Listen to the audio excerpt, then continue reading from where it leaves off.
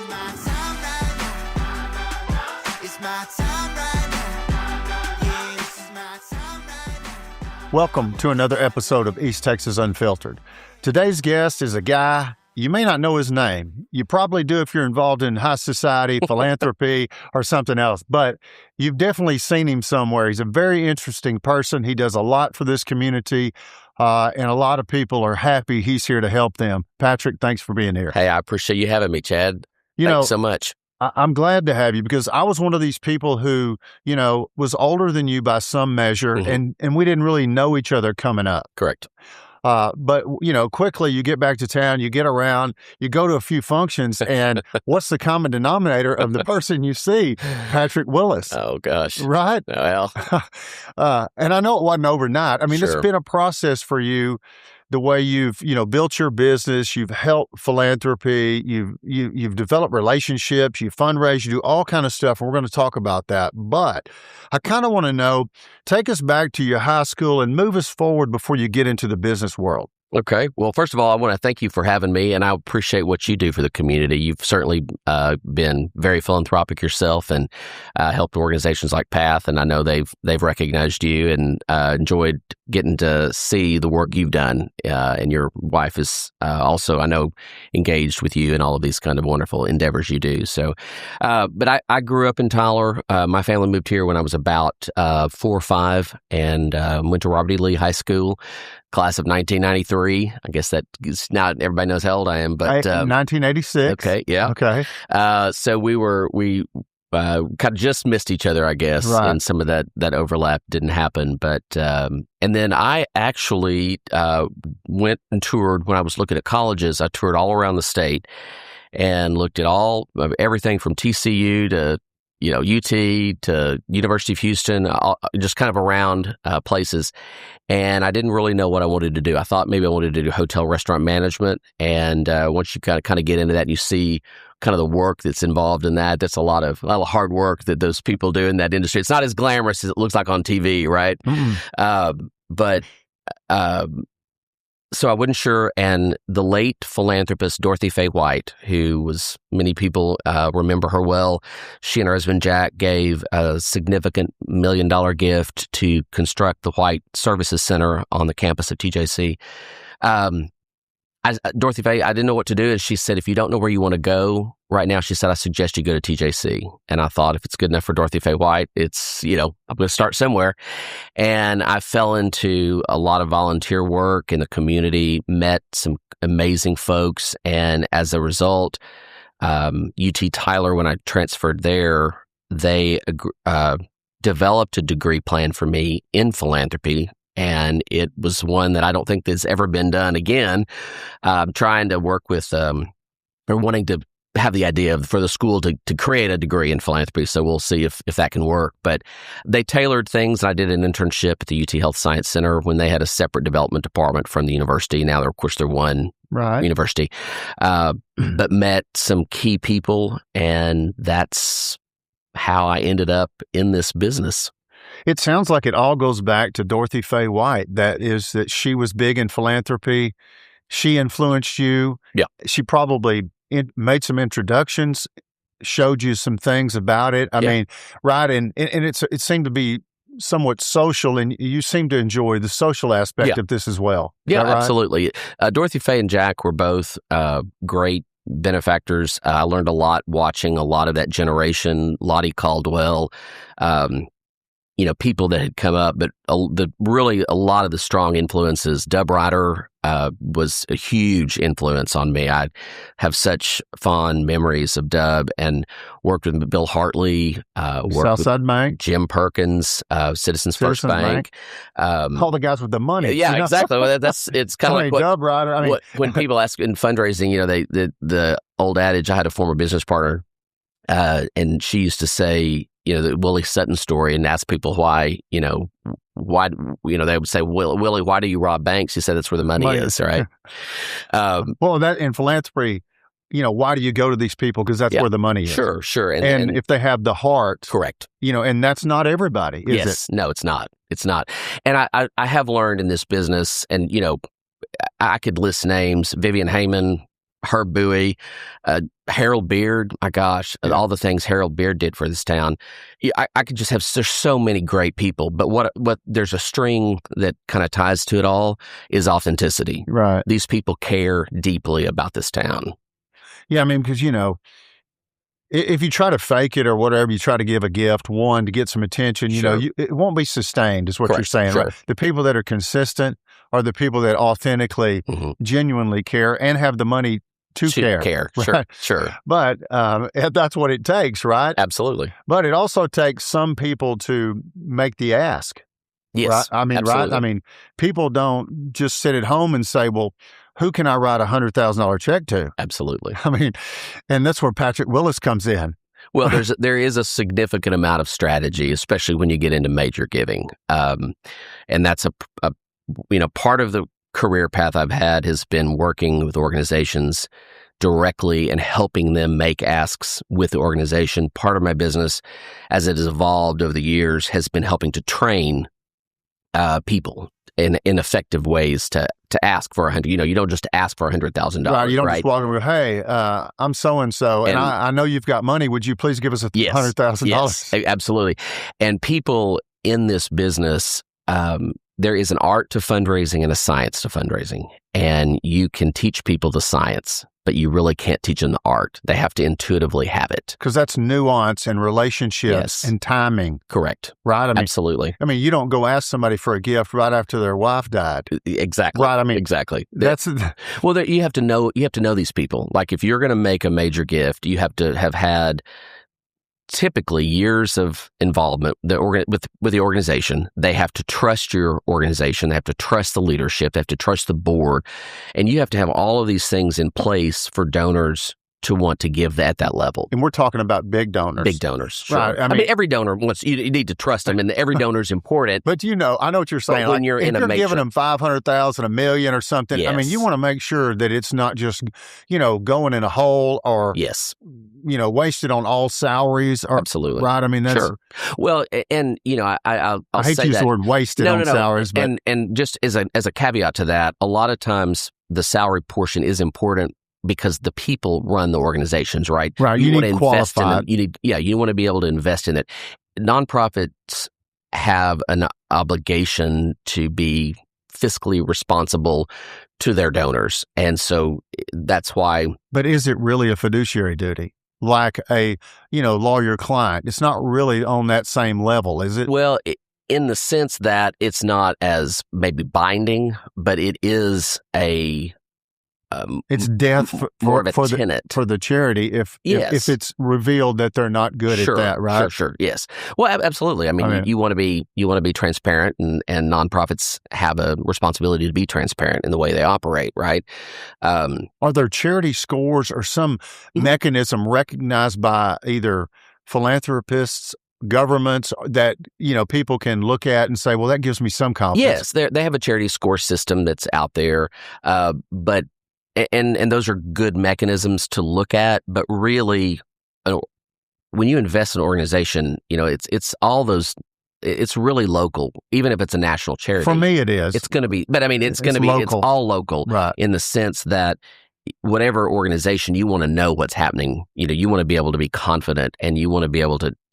As a donor, you want to know everything, and as the charity, the recipient of that, you want to be able to tell those donors because you owe them a responsibility. Right. I mean, I want to know if I give significant money to some, charity like Path. Yeah. That that it's meaningful, that it wasn't all for nothing, or that it just somehow didn't have an impact. And that's and they're a great organization. I've been privileged to watch that organization over the years, and I know you've been very involved in that organization as well. And I think the story of how Gertrude Windsor started it at 90 years old and brought what she called the boys, right? M.L. Agnew, absolutely. He tells the story a lot better than I ever will. I'm going to have him on the show probably in September, and I talked to him the other night, and he's so involved in a lot of things, but that's one of the things that he was really involved in. Oh, absolutely. And those men got together in her parlor, and he'll tell the story, and again, he'll do a beautiful job of it. But what it was so interesting is that she, was obviously had significant wherewithal, and she could do whatever she wanted to do. And her focus was, how can we make Tyler better? Like, how can we improve the lives of the citizens? Those that are much less fortunate than she was. Absolutely. And not all people that have money have an awareness of the struggles of the people that are around them, right? Absolutely. And certainly not at her age. No. Would they be knocking themselves out to get a new project going, right? I mean, that's kind of the beauty and the greatness of someone starting something like that at that age and then looking where it's gone 40 years later. Yeah. And I think she would be pleased. I do too. I think she really would be pleased. And I think it's a good example. They're a good example of how impact can be made and how it can build. And, obviously, but when you look at a structure like that, an organization like that, they have their board governance is strongly in place. They're fiscally responsible to their donors. They have great CEO leadership, right? Those are aspects that boards, that nonprofits need to have in place in order to be able to have sustainable fundraising practices. So it's more than just even the ask is like the top of where people see, right? But there's so much underneath that has to all be right in place. Right. Well, you're saying this. When you hear or see a big donation, you're saying there's a lot of work that went into and leading up to that donation. It did not just, they happened on a person and they said, here's the money. Here's $1 million. Right. I saw your billboard. That typically doesn't happen.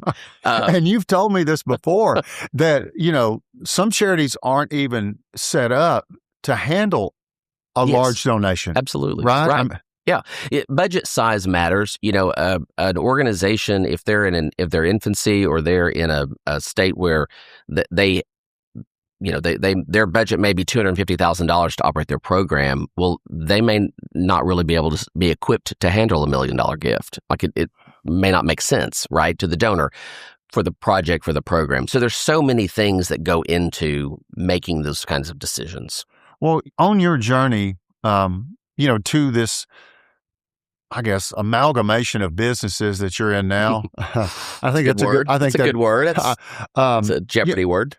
Let's talk about some of the earliest, jobs that you held before, you got into this and that helped you realize that, those jobs are not what you wanted to do. Well, I actually didn't have any other job but this. Okay. So I'm going to call you Bill Clinton. Okay. Right? Remember when Bill Clinton ran for president, they said Bill had never held a private sector job, right? He had been congressman, attorney general, and I don't say that as a negative to President Clinton, but I'm just saying it. You came up in not politics, but philanthropy. Yes, absolutely. And never left the space. That's correct.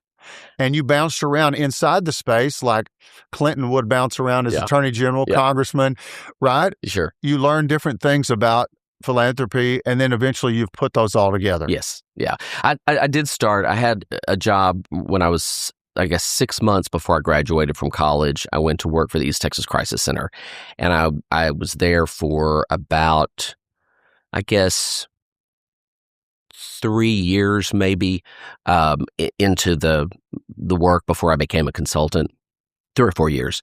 And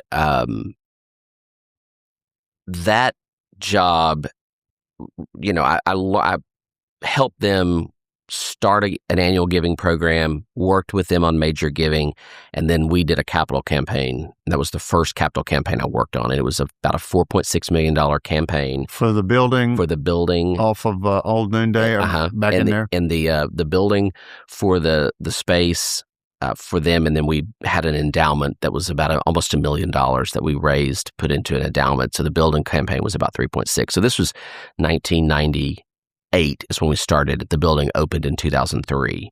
So it took several years to be able to go through that process and build that building. And it's now 26 years old, I guess. Yeah, because, I talked to Jennifer Gaston about this because I had remembered the Crisis Center when I was in high school. 80s, doctors' wives were big. Yes. But then I really never heard much of the Crisis Center, until recently, really. Before that, I never heard a whole lot. I don't know if they had a change in leadership or whether or not, there's just so many other new philanthropies that came on with demands for money. Yeah, we definitely have had a significant increase in 501s? 501c3s Yes. in East Texas and Smith County. I mean, there's I don't exactly know the number, but it's a significant number I've read over the years. We've got a lot of There's a lot of charities, competition. a lot of competition for the dollar. For charitable dollars. Yeah, and as philanthropy has taken hold, I mean, I can tell you when I got into this business and became a development director, which is my first title, for the Crisis Center. Okay. And then after that, I became a consultant and worked with them. And I did work with them for a number of years as well. They were client for a number of years. What resource did you rely upon when you initially became the development director at the Crisis Center? I mean, who did you have to go to, or what organization was there for you to get any guidance? So there really, at that time, there wasn't. We didn't have an AFP chapter here, which is an organization that's come, I think ours started in 2007 or 8. For the audience, AFP stands for what? Association of Fundraising Professionals. Thank you. And that's a great resource for people that get into this space, right? There really wasn't a whole lot for me to do. I had the training at the Health Science Center, and it parlayed into the job with the Crisis Center. But as far as resources, they were people for me. So when I looked at, my job was obviously to create a fundraising structure. And as I did that. When you say a fundraising structure, are you talking about a capital campaign where you're going to announce something that is you're trying to raise money for, and you're going to try to get donors committed early? I mean, how does that work? So the structure was creating the development office, and really working with their annual fund. All right, that's internal. People at a philanthropy like the Crisis Center. Yeah, charity like the Crisis Center. So the annual fund campaign is really the lifeblood of the organization. It's what they raise annually every year. And everybody seems to have one. You have to. Absolutely. I mean, there's a PATH luncheon in September. Yeah.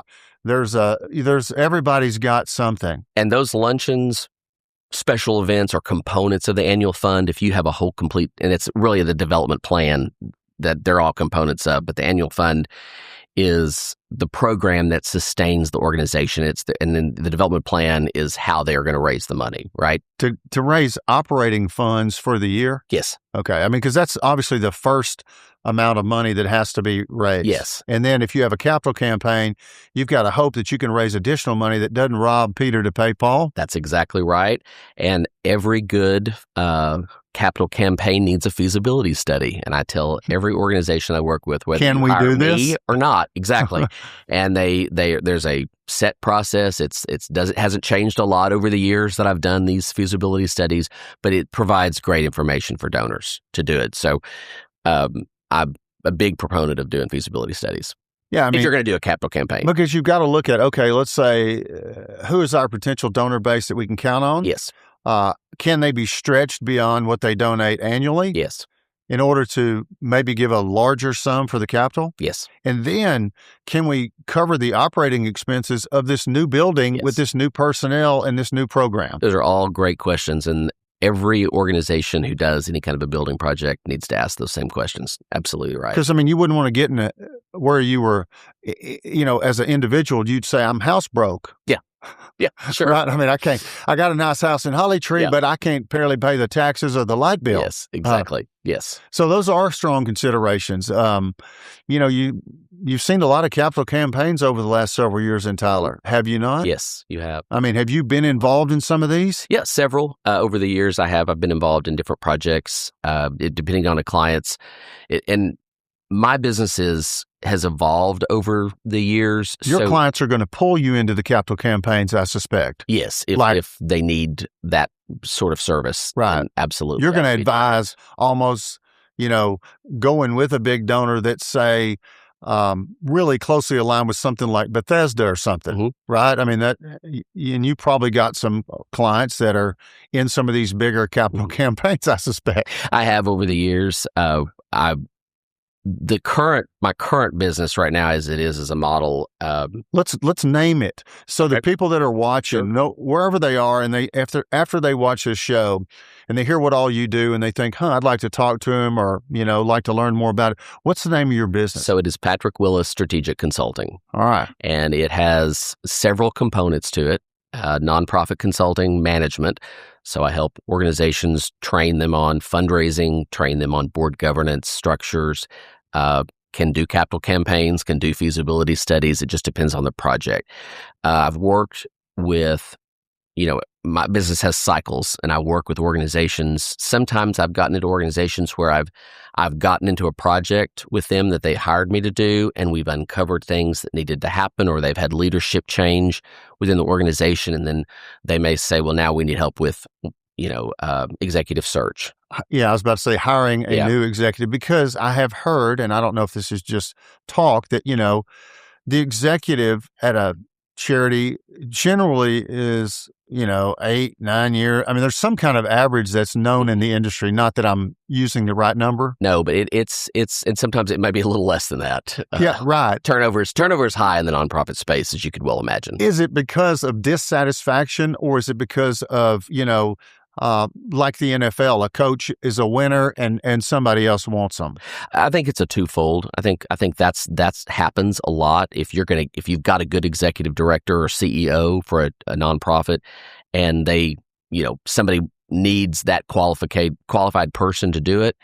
And there's also, it's just nonprofits it's hard. Raising money is hard. It's not for the faint of heart. I've learned that in some of the interviews I've done where, I did Alzheimer Alliance, Bonnie Yes. Varner, Yes, she's great. like, Chad, She's a great person. when she goes, Chad, I know when you tell me no doesn't mean no. It just means no right now. It doesn't mean no later. It doesn't mean no never. Yeah.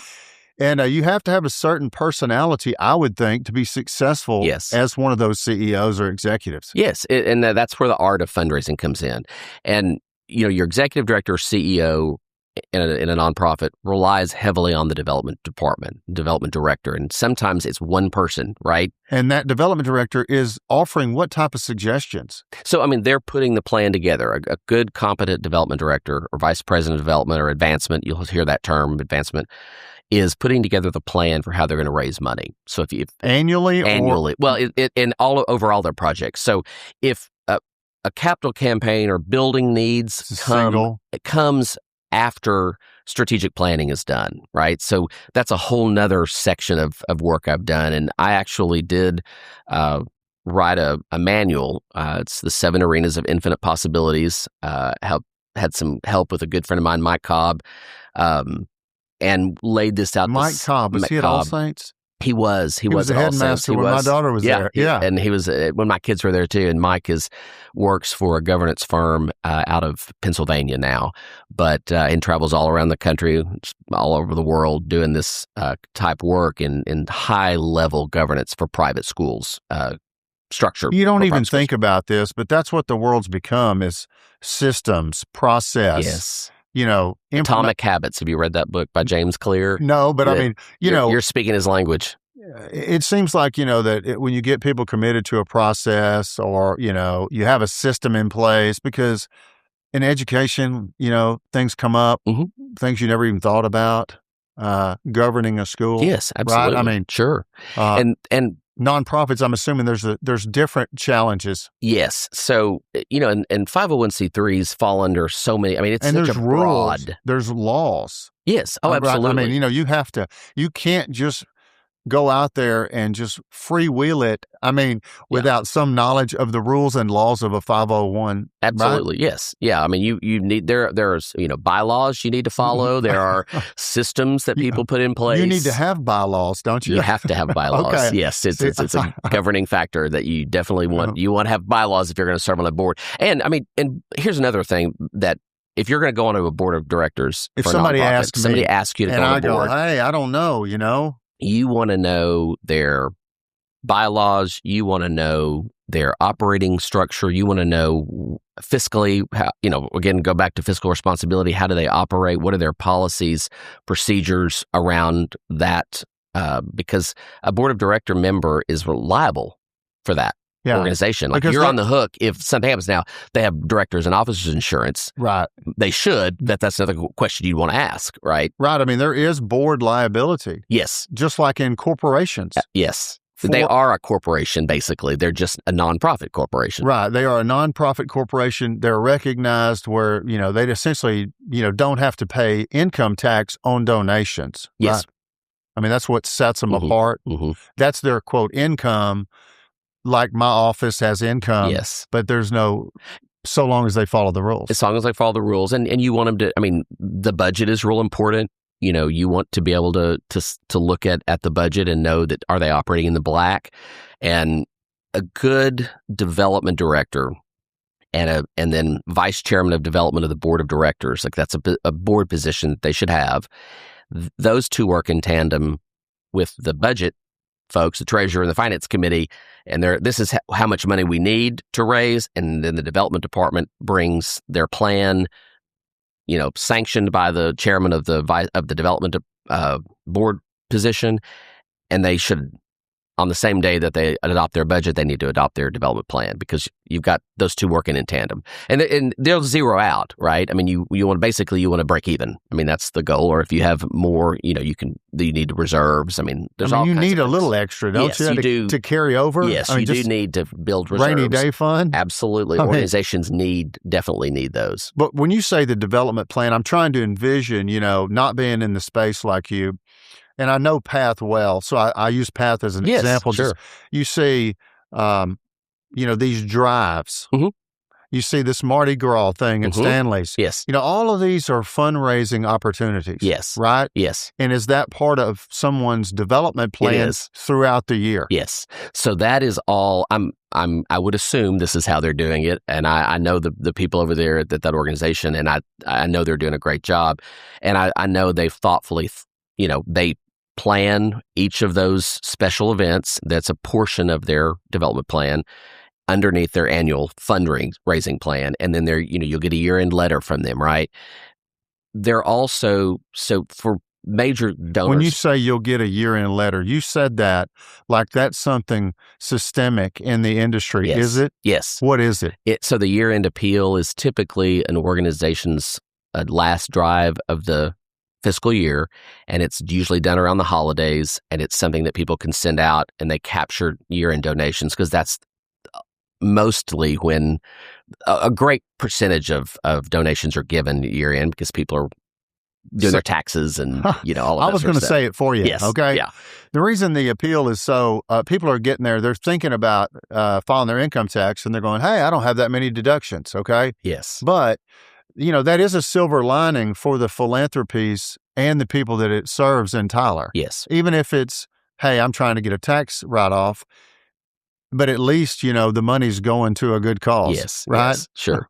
I mean, your tax and financial planning for people that are making these large gifts or making a gift, right? It doesn't even have to be a large gift. You look at smaller donations and how those donations add up. There's so much science behind all of this, that you get into when you're working on it. And people that have thought carefully about their plans have all of this information. So when you walk in, as another question I would ask if I were serving on a board is, I would like to see your development plan. Mm-hmm. What is it? And if an organization doesn't have a structured plan, they're not going to have the results they want. Because they won't be consistent. Because they won't be consistent. And it goes back to, and if I look at the 7 arenas that I put together, one of those arenas is systems, and internal systems and external systems, right?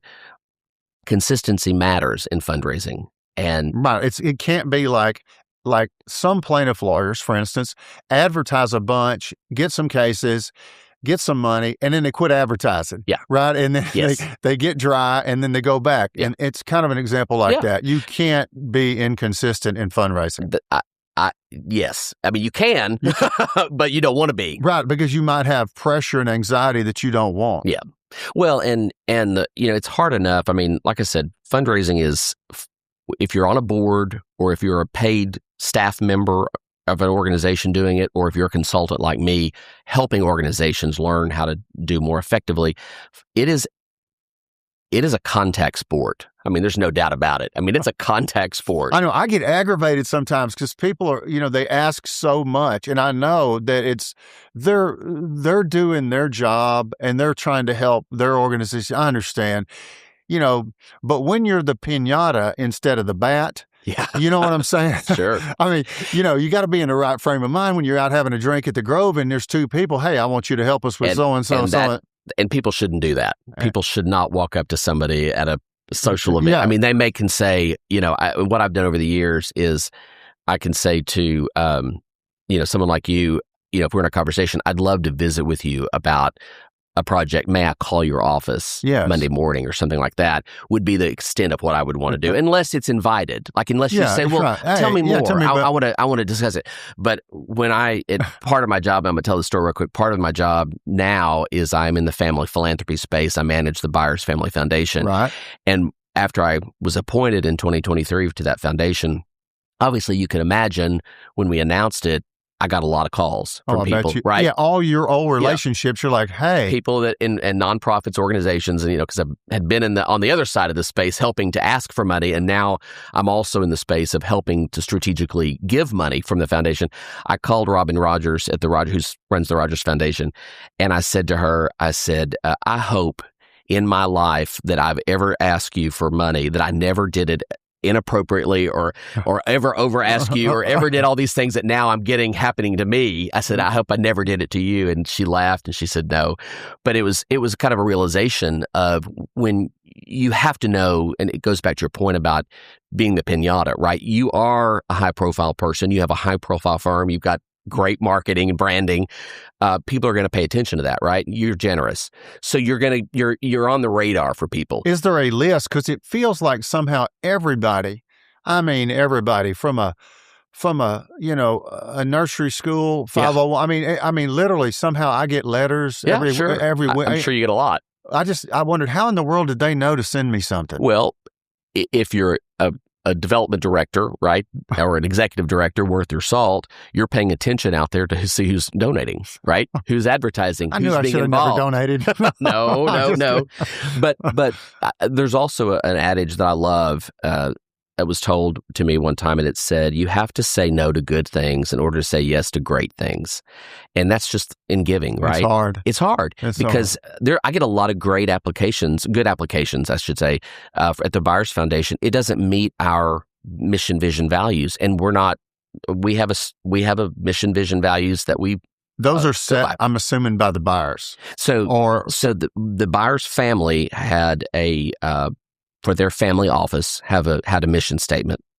And so I took and extrapolated from their mission statement to write the mission statement for the foundation based on the family offices. But we do have our own values, mission, vision statements. And on our side, that's important.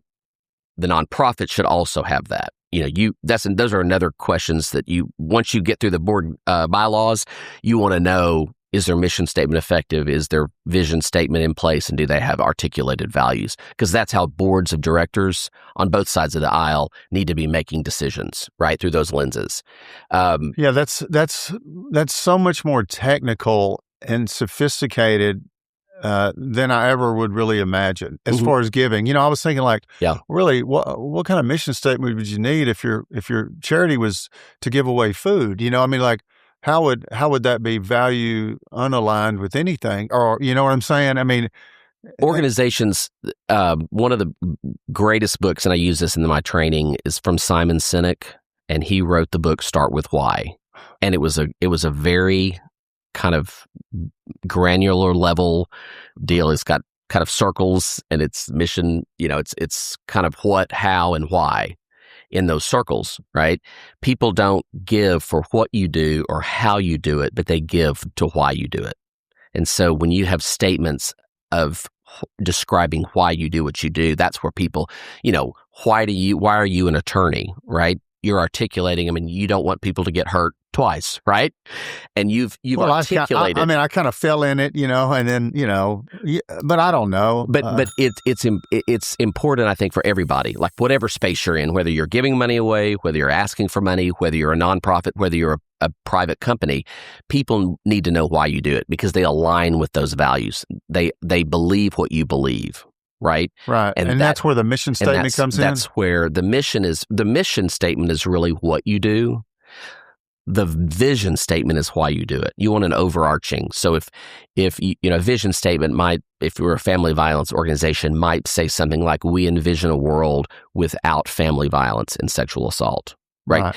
That's a very lofty, ambitious goal that you would someday like to achieve. Right. And you want to be moving towards that. The mission statement, can for the crisis center. It would be something. I'm making. I don't know that's theirs. I'm just making that up. I'm just saying that kind of fits. That kind of fits with it. But my contrarian mind says, well, I don't, if it's achievable or not, it'd be great if it was. Mm-hmm. But even if it isn't. My goal would be to help those women locally, regardless of whether or not eliminating abuse was even possible. Sure. You know what I'm saying? But it gives them an anchor, right? To let people know what they want to do. It's a selling point for people who aren't as thoughtful or aren't as... it's an engagement opportunity. Like some people like the sound of something that has a great mission statement. Yes, yeah, sure. Like me, sure. I don't care how Path gets the money to feed people, in my humble opinion, right? I mean, who cares what the mission is? The mission is, let's get as much food down to the food pantry as we can, no matter how we can get it there. I mean, well, I have no governance. No, I know, but you believe what they believe, right? Well, if it's, yes. You believe what they believe. I believe what they believe by I see what they do. Yes. And that is their words. Faith without works is dead. Yeah, true. And those words on those papers have to be living, breathing, action-oriented statements, or they're just statements. Yeah. Right? I mean, Marilyn Abegg Glass and I were business partners for almost 10 years. And she used to say one of the nicest, most beautifully eloquent written mission statements was on the wall at a company in downtown Houston. It was Enron, but they didn't write it. Their public relations team wrote it, right? These statements have to come from the boards so that the board's buying in, the staff's buying in, they're all on the same page. It gives them language to be on the same page. Then they'll operate that way. That's their guiding structure. So if you value something and it's a lens, again, it's just a lens that you look through. Now, the Byers Foundation, there's a few foundations around Tyler, East Texas, I'm assuming. I mean, Quite a few, yes. I've heard of Rogers. I'm sure Ornelas had one. Mrs. Ornelas, I don't think she did. She had a lot of money. She did. She was the recipient of a significant stock option transfer when the company TCA sold, and she definitely did put significant resources back in the community. I don't think she ever established a family foundation. Okay. If you have, that serious money or a lot of money, and you don't establish a foundation, there are other avenues like the East Texas Charitable. East Texas Communities Foundation, right? Yes. Is that a kind of a way for people to do it? Do many people use that? Yes, it's very successful. And actually was appointed to their board of directors this year, and I'm grateful to be able to do that. Community foundations have opportunities for people to set up scholarships. They have opportunities to set up donor-advised funds. So if someone doesn't want to operate their own family foundation but wants to have a charitable arm, they can go to an organization like the East Texas Communities Foundation and set up a donor. You could have the Chad Parker donor-advised fund. Is there a minimum? I believe to start the scholarship, maybe $10,000. I'm not 100% sure about the donor-advised fund. I just wonder on the fund, like if people that are sitting back and the only thing stopping them from giving is not their heart. It's that they don't know how, or it seems like it's a pain.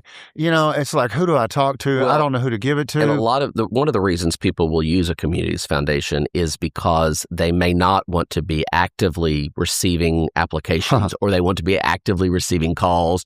So they can direct money from their fund. They set it up. They get the charitable. Oh, I'm sorry. I don't make the decisions. Well, technically, yeah. I've got a donor advised fund. Please submit an application. Yeah, and you can people can still submit things to you or ask you for money, but you can give it through the Communities Foundation. And that can be several ways people want to do it. They don't want to worry about the administration of a foundation, or they don't want to be actively engaged in the process.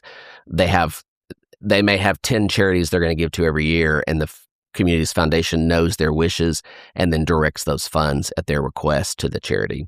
Do people, do they divert pre-tax dollars to this East Texas Community Fund? Is that how? So you get the tax deduction. You make a contribution to the Communities Foundation, you get the tax deduction up front. Okay, and if you haven't, if you hadn't paid tax on that money in that calendar year, can you donate that money and it? Well, you make the gift and they hold it as a fund and they invest it. Mm-hmm. So that money is. It's like an annuity, like a structured settlement of So like I would give the Community Foundation $100,000 to set up the Patrick Willis Donor Advised Fund, okay. right? And then at that point, I choose.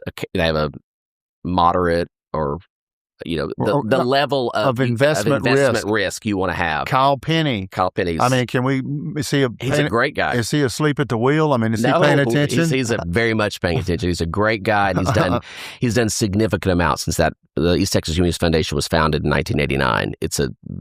They've given away $200 million since the founding. But that $200 million is other people's money. Yes, that's in this fund that's invested at the same time, that's making a rate of return or interest that's also part of what's given away to the community. Yes, right. Absolutely, it's an amplifier, a multiplier. Yes, absolutely. So that's kind of one aspect. If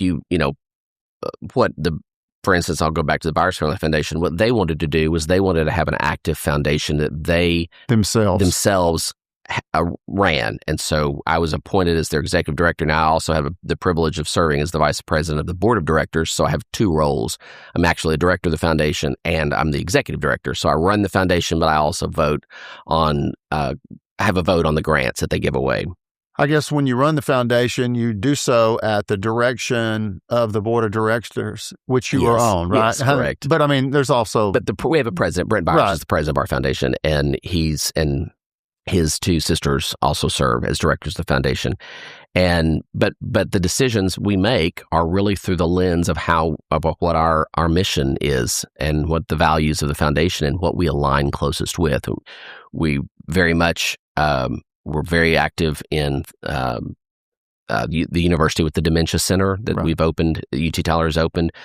Our foundation's very much, we like rural health, education. The family came from Cherokee County, so that matters to them, right? So we look at those kinds of lenses of decision-making for that. So, well, and people, they might be cynical sometimes and say, hey, well, they set this up looking for a tax write-off. But the truth is, it can either go to the government or it can go back to help people. Yes. Right. Which is is what that foundation money actually is. It might have been a tax benefit when it was created, designated or created. But what it became was a vehicle to help a whole lot of people that the government wouldn't help in our area. I firmly believe that. Yes, sir. and it's a gift. It really is a gift to be able to have a foundation, right? It's to be able to establish something like that. It's a blessing. It's a blessing beyond. And, it also says something about the people that, are motivated to do that, right? I mean, it's kind of eye of the needle, Well, and if you look back, camel can't get through the eye of a needle, right? Yes. I mean, rich people have to keep that in mind, right? Sure. And if you go back and look, you talked about the foundations. I mean, the Ryder Foundation, the Wise Foundation, the Fish Foundation. There are so many great, the Fair Foundation. I mean, the Jenna Coves. Yeah, I mean, there's an amazing, Tyler is blessed. We're a very significantly blessed community to have as many philanthropic arms. And I didn't even list, the Owen Foundation. I mean, there's so many that really have made differences. And these people, one of the privileged things I've gotten to do over my career is I knew all of those people, right? I got to watch a lot of these things come online, get set up. Yeah. Now obviously not the Fair Foundation. They were here in the 1940s. Right. But I mean, that's another testament to what the community has done, because we've had during the East Texas oil field days, right, when the Depression was happening, we didn't have that in Tyler. I mean, we had, a lot of money got generated right after that. And the philanthropic, really, if you trace back and look at the philanthropic things, that's where it came from. And those families that set those things up, I mean, it's benefited generations of our community. And people talk about Tyler being a real special place, and they talk about it being unique. Right. And that's so much of how it was unique, because we had so much family philanthropy starting in our community. And it seems to have all been born out of wealth that was almost instantly created when the East Texas oil field, Van, and then down there around Henderson or wherever. Daisy Bradford. Yeah. It's funny you mentioned that. A woman reached out to me just about 2 weeks ago and said, my dad or my granddad was on the crew. Oh, wow. The Daisy Bradford #1. Okay. Well, the one that did it was Daisy Bradford #3 was the big one. Whichever one they drilled, she said drilled the first well in that field, and then H.L. Hunt eventually bought the leases. He did. And so Joanne Miller Glass. The Glass Center. No, that's a different glass. But Joanne Miller was her great aunt was Daisy Bradford, and Joanne had been married. Some of your viewers are going to remember John Glass Jr., and they were married for a number of years, and then John was eventually married to my business partner Marilyn.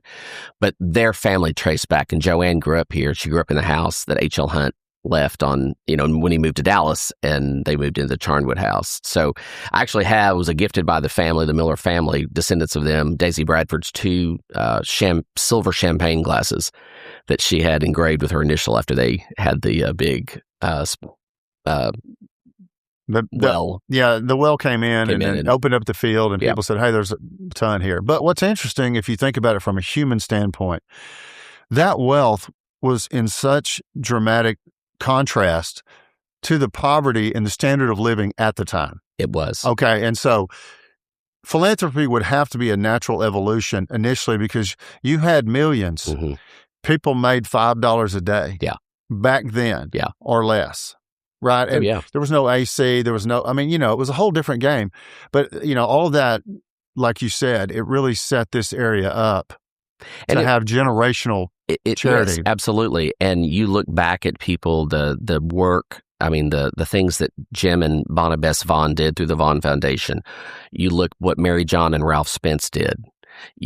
There's so many families that have made this community a great place, and they have invested back into it. They received significant wealth, and they put it back into the community. And, we rocked along well until the 80s, and then the banking and the oil kind of came down. And then we were very fortunate. Our community was able to kind of pivot a little bit, and the doctors came in, and the medical centers, and that really kind of generated a whole new level of opportunity for the community. So we've kind of tried to divest a lot of that too. Well, I think that was the inception of the idea for Tom Mullins to come in like 1989. 1980, yeah. He did. Dub Ryder and Harold Beard and George Auger and some of those people were... Probably Herb Bowie, too. Herb Bowie, of course. Herb Bowie's... anything that's been good in this town, Herb Bowie's been involved in it. There's no question about that. Come on, Herb. He's a fantastic man. Herb doesn't want to come on the show. I think he's a little, He'd be a great person to have on the show. I know he without would. question. If Mr. Bowie would do it. But it's just amazing when you start to really look back at how...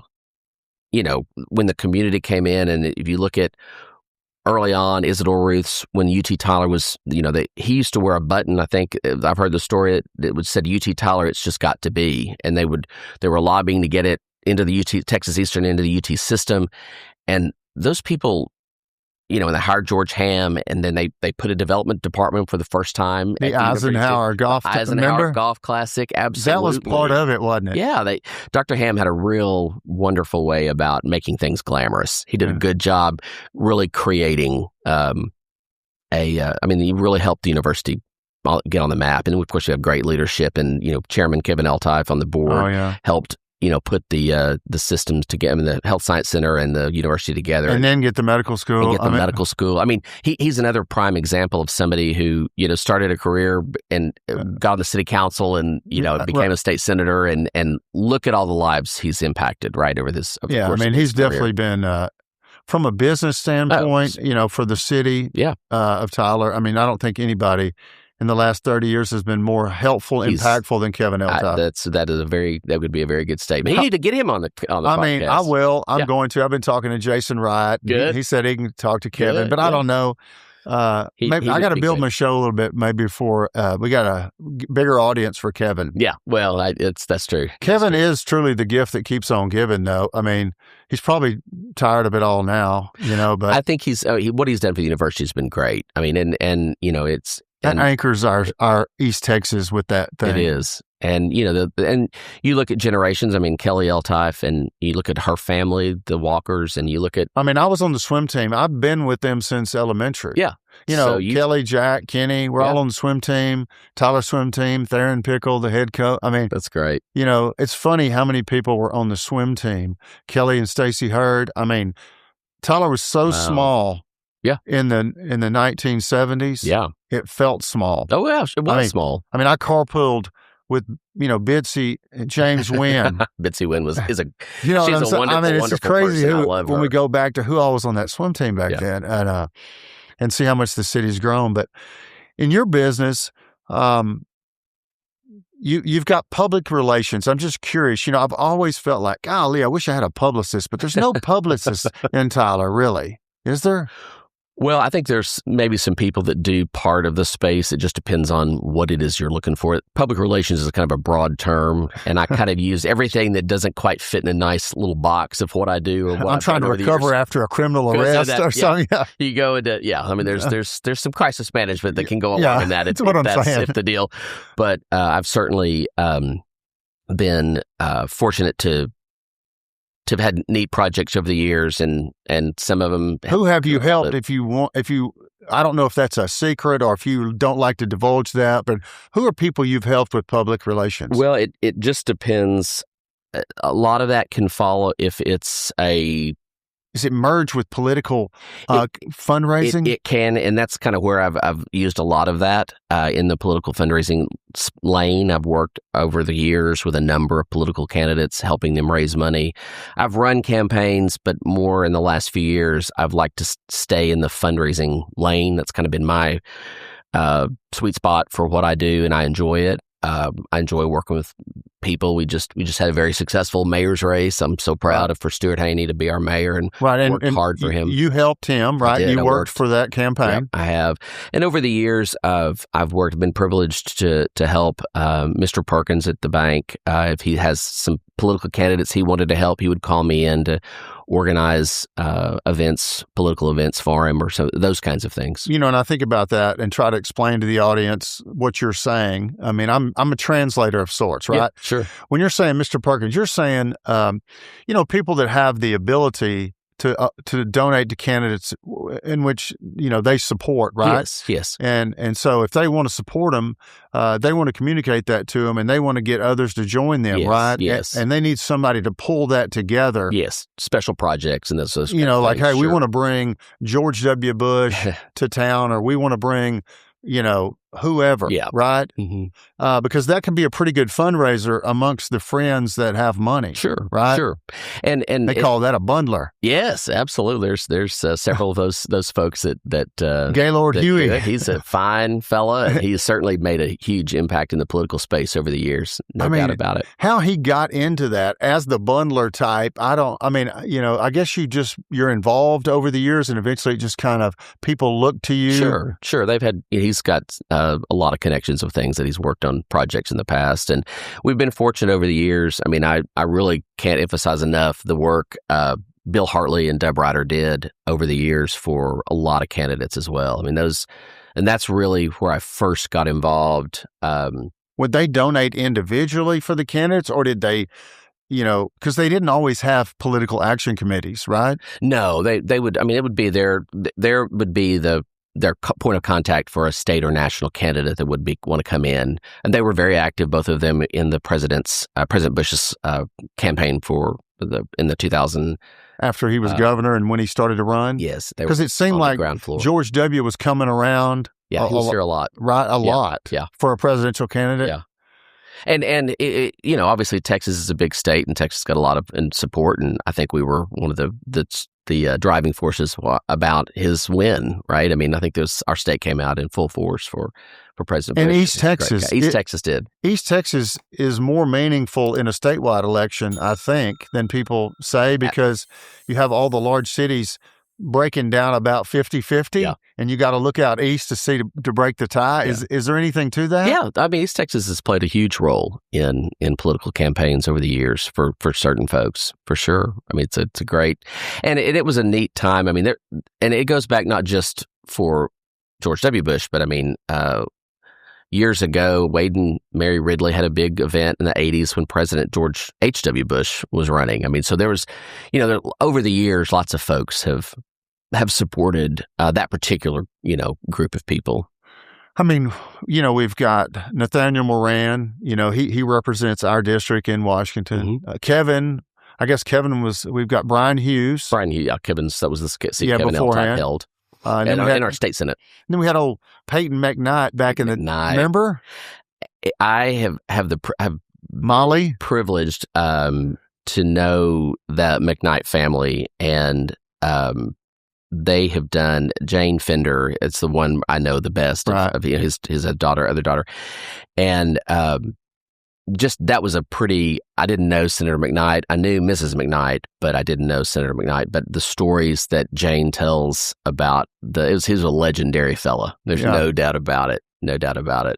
I mean, and you think I think Richard Harvey ran, but never won. He might have run a few times. He did. In fact, Laura Zorn, that works for my firm, she has since 2013, she worked for Richard Harvey. So she had political experience as well coming into this, but she has great stories of going down to the dealership and buying a Winnebago and driving that Winnebago across the state for, his campaign. And Richard Harvey was a fun character too. I mean, because Evelyn, had the honey tree, and I escorted her daughter in the Rose Festival, and I think that hurt me with Evelyn after that. But I've been trying to. Oh, I'm sure it didn't, Chad. I'm sure it did. I'm trying to. Yeah, I was trying to make up for. I went to the honey tree at least once a week to support her, and I was sad that it closed. I was too. That was a neat place. But I mean, I think they had something to do with the Greenbrier Lake. Out there initially. I believe they were a part of all that, and I know BJ and Deb Ryder were, and several of those folks that got all that Lake Greenbrier started. I mean, anything you did, you told us you'd help run a campaign. I mean, what was the level? Was it state rep, statewide, or? So I did years ago. I was on the staff for a United States Congress seat, and my candidate did not win. Who was your candidate? His name was Ramsey Farley. It was in Temple, Texas, actually, and he was a great guy. He and his wife were. It was a neat part, and it was a neat time in my life. It was good experience. It was great experience. Working in that kind of a situation, hands-on in the campaign, was fun. What about? Let's see. We've talked a little bit about. We'll talk about foundation management last. We'll get into the weeds on that a little bit more. But the political campaigns. I mean, you just finished one. Is there anything that you're involved in, as we move towards the midterms, November of this year? No, right now, the work I did with Stewart was kind of wrapping up my political stuff. So that's kind of on hiatus at the moment. So, and that's a smaller part of what I do for a living. It's I mean, I would be afraid of it myself. Okay, because your business is not political. Correct. Okay. Correct. And I do choose very carefully the people that I'm involved in, and make sure that there's no conflicts with any of the other groups and projects. You're in the helping people business. Yes. And, people can argue about who or what should be the priorities of how the government helps people. Yes. Right? And that's politics. Yeah. And, people have become so incapable of even discussing the topic nowadays. Yeah, it's pretty that divisive. you could alienate Sure. if you were for a candidate, Yes. or even helping a candidate, right? Yeah. I mean, So mine tend to really be more focused locally, which is much safer, you and know, it feels more community it is. anyway. It is more community oriented, and I,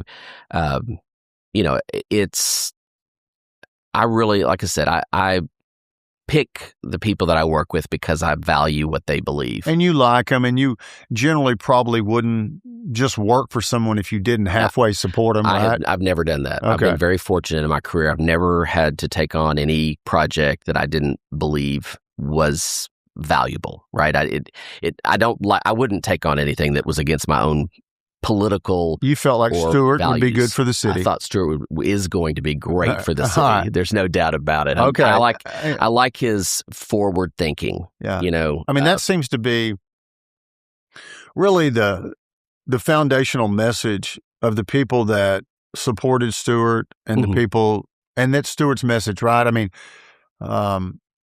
like not just what we're doing now, but, as you said, if you don't have a plan and you're not consistent in fundraising, I'm sure the development of the city could also fall prey to that same problem. Sure it can.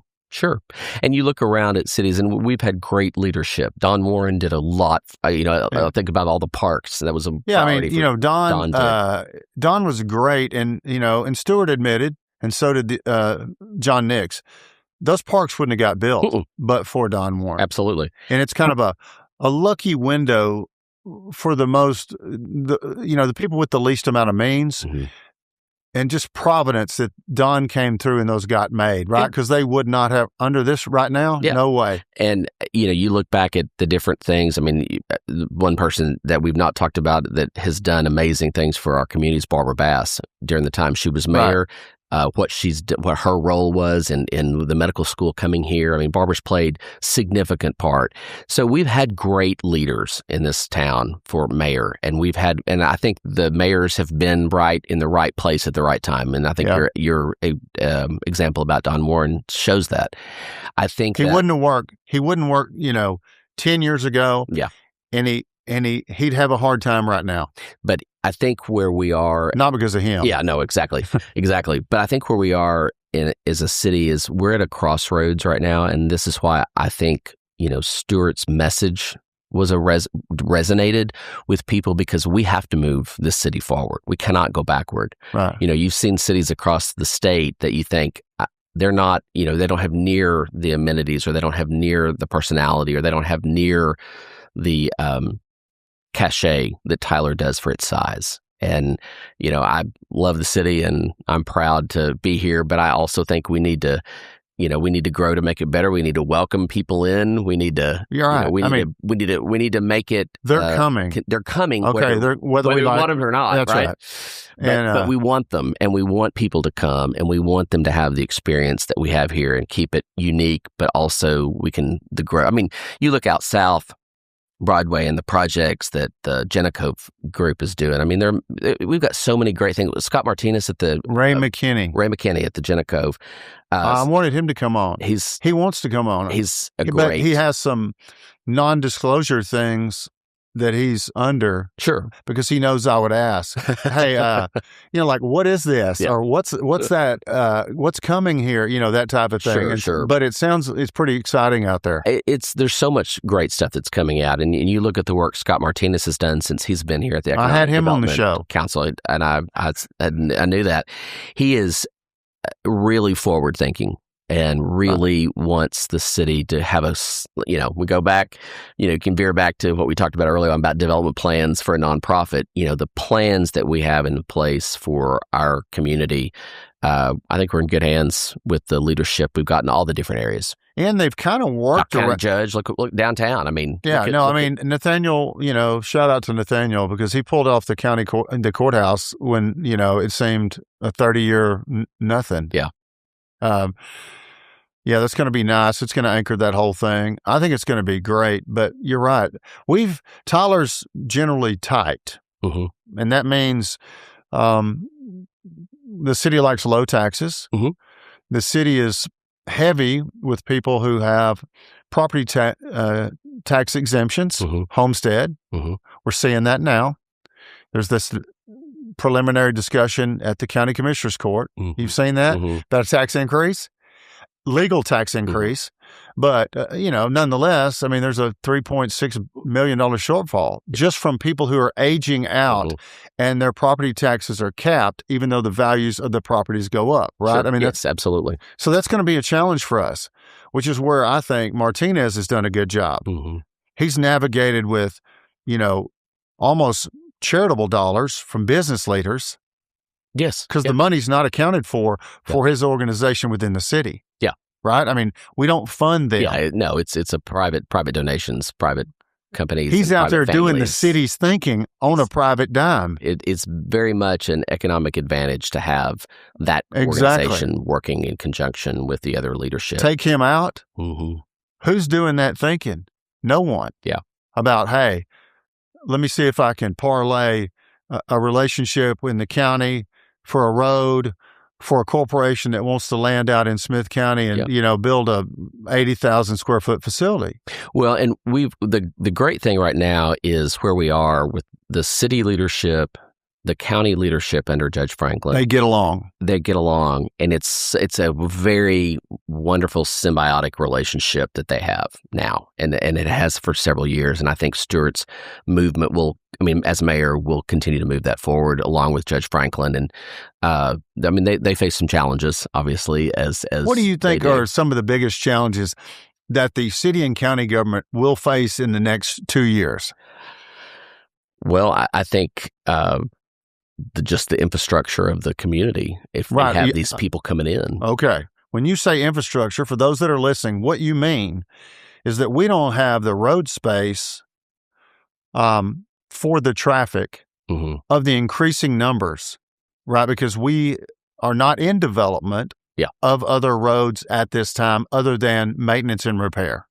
Well, I believe, and I don't know. To be quoted, I believe Old Jacksonville will have an expansion. They're working on it. Yeah, right. I mean, that's TxDOT money. Yeah, and there's some other things that I think they're going to have to address and face, and that's above my pay grade when it comes to that. But I mean, it is a difficult problem, and it's easy to complain, but that's a winner's problem.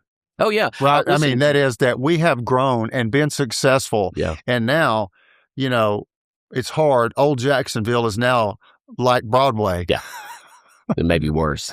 But, when you complain about the traffic, I do like when Barbara Bass says, those are people coming into our town spending money. And so we're going to take their, it's revenue for the city that we've got all those folks coming in doing that. Sales tax revenue. Sales tax revenue. Half-cent sales tax, half right? cents makes sense, yeah. That was Kevin Eltop. Absolutely. Half cents makes sense. Absolutely. But, we've got a great, thriving medical community. We've got Dr. Mejia leading Tyler Junior College. We've got Dr. Philly leading UT Tyler. We've got great leadership at Christus. We're pretty blessed if you think about what we have here and the numbers of it's like a college. Institutions. I mean, those two colleges combined for about 25,000. I think 12 and 12 or something. I think 12 and 13. Something about that. Yeah, I know they've grown significantly.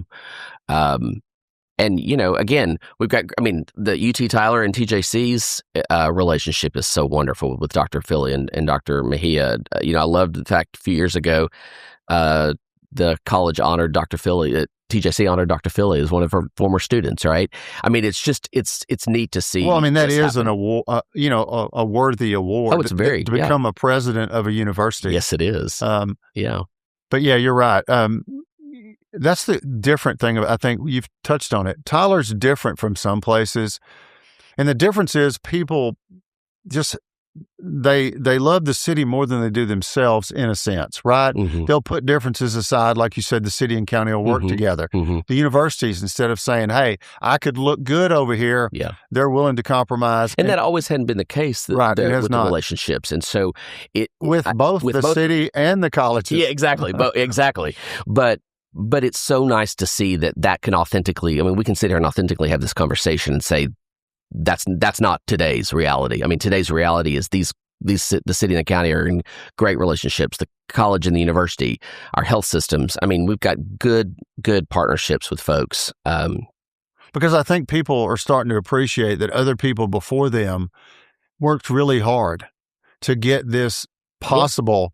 And then as it came to fruition later now, right, people, they know that that's what people have been striving for, to make Tyler a better place. We always want to have a good college, right? We always want to have a good downtown instead of just let it, Well, and I really, the medical community and, obviously what Dr. Russell and Dr. Gordon and those at Spine and Joint, Baylor Scott and White's Texas Spine and Joint, you look at the entrepreneurial nature of those are physicians that started a hospital. That was a trend, they were smart enough to see it because other doctors were building in other cities boutique hospitals when they did that. But that was a good move. Absolutely. And it just, again, it just layers. There's just layers of those things, I think, that make Tyler great. And what it culminates to in this conversation we're having is all of that makes for great opportunities for philanthropy and opportunities in the community. The more successful a community is, hopefully the better off the people with the least means are. Yes. Because the giving is bigger. Yeah. Right? Because of the success and the wealth that accumulates in this place. And I think what people can realize in their life is they can go through, it's one of the beauties of an organization like PATH, an organization like Bethesda Health Clinic. There's a lot of good ones, right? There's so many good ones. And Bethesda in particular, when you go in, you talk about high quality healthcare. Right. A lot of their physicians are retired specialists in this community. And just like Dr. Nichols, he did all that dental work for him. Yes. Over the years, and he has a great heart, the way he is.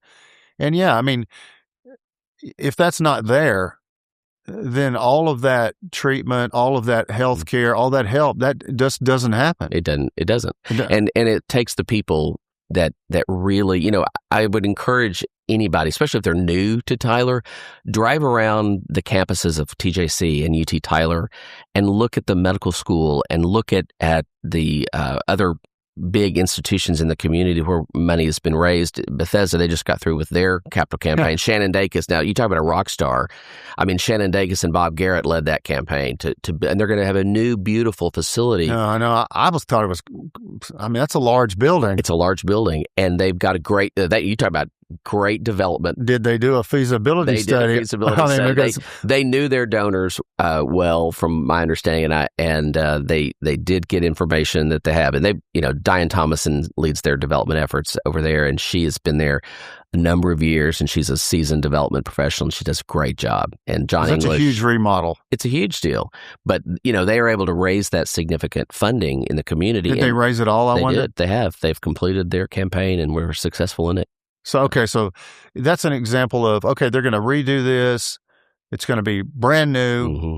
There's probably going to be more employees and more bills. Mm-hmm. And they've done what you've said, a feasibility study, and says, yes, we know that the annual donations consistently will be at that level. We can support this. Yes. That's kind of... The feasibility study is typically done for campaigns to make sure they can build the building. Right. They're what about the operating once you get the building? That's also a part of that study, is to make sure they know how much they're going to be able to raise. And a lot of times in campaigns, they'll refer to it as a comprehensive campaign, and they'll probably overestimate. Well, and they put in operating money as well, additional operating money that could go into the right. So when they raise that, they've kind of got a head start. They've got a head start on the other side. It's smart. I don't know exactly how they did all of their things. No. I was not involved in that particular project, just as a participant in watching it happen and a community member.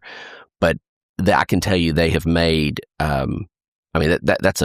It's a great example of something that was done well. There's no governmental contribution for a charity like Bethesda's. I don't believe they take. I don't know it for 100% sure. Yeah, I don't believe they do. But I'm, like I said, I'm not 100% sure on how they do that. But I think most all of theirs is raised philanthropically through the private donations. The capital campaign for the Child Advocacy Center building was the old TCA building, right? And I thought, well, that's a big campaign there. Yes. I don't know how they did. I'm assuming they did well. Did fine. They did well. Deanna Sims is their head development officer, and Terry Smith at the CAC. They also are a well They're a great charity, and they do right by their donors. And do they have governmental contribution? Because I know they liaison with obviously law enforcement. Yes, they probably do get. I would imagine they get maybe Victims of Crime Act or some kind of grant. General, they do. Yeah, I'm sure they just receive to help. some. I know, like the Crisis Center does. I know that they receive significant grant funding, and that is a piece that I have never done. This governmental grants. You've never been a grant writer? No, I have. To private foundations, I have. So, I've not written asking for money. Grant, but I've written applications. I've done grant writing for organizations. Do you get hired by anyone today, since you work for the Byers Foundation, to write grants for foundations? So, I don't. I don't particularly that. You would be a good guy if I said, "Hey, Patrick, would you write me a grant for?" Not the Byers. I know you're on it. You know, somebody else. I mean, because you would know how to do it, what to say. Yeah, and I do help and train organizations on, if they need that particular service, I can help them train on how to write grants, and help them with contacts to foundations and know. And what's great about the foundation world, now that I'm on the other side too, is I'm connected to the foundations in a different way. Like a lot of the foundations will communicate with each other. We may get a grant application and somebody else may get from the same organization. And there's some communication, a lot back and forth between staff people in foundations and board members. I'm assuming all of these family foundations have people like you who have been hired to run them, as opposed to family members? Well, some do. Some the family members are still involved. Some have run them, or they'll outsource it to a person like me or a company. Your Philanthropy does a lot of this too. They help some foundations as well.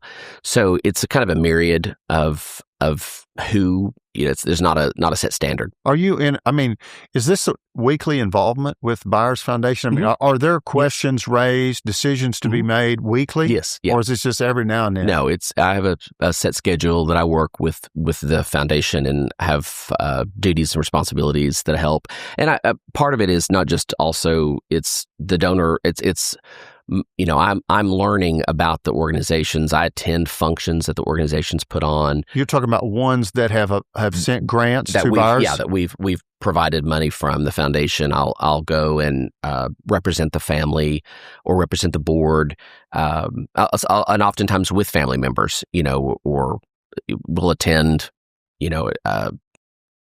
donor functions and get updates regularly. Because you always get invited to things when you donate money. Typically. Right, I mean. Yeah. You probably have a few invitations to go through. I mean, I don't love going to a lot of stuff, really. You know what I mean? It's a grind sometimes. Well, it can be. And I think it's going back to that adage of when you say you have to say no to good things to say yes to great things. And it's the same model with what you attend. Like, your time is your precious commodity.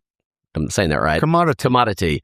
Yeah. And I think it's, time and money are. Do you think, like sometimes I don't really like all of the recognition, and people say, well, that's funny since your billboard's all over the place.